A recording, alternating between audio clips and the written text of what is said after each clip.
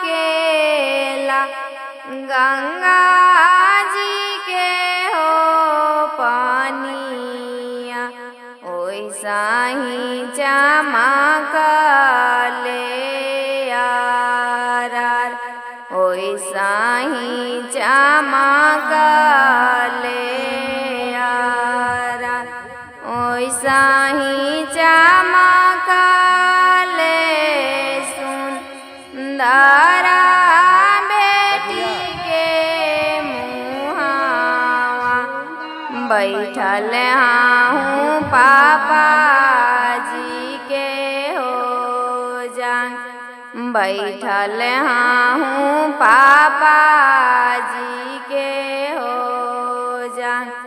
पसेने पसेने जब भींजालन सुंदर बेटी, आजी प्रभु बेनिया हो डोलाय, आजी प्रभु बेनिया हो डोलाय।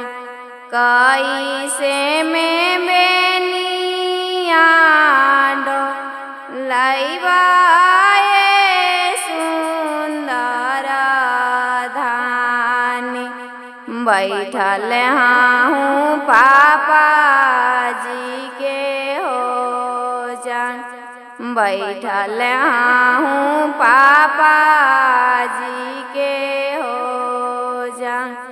एतना बचना जब सुनालन अपना भैया, निकाले लगलन पैकेट में से रुमाल, हाके लगलन बहिनी होयापन, हाके लगलन बहिनी होया।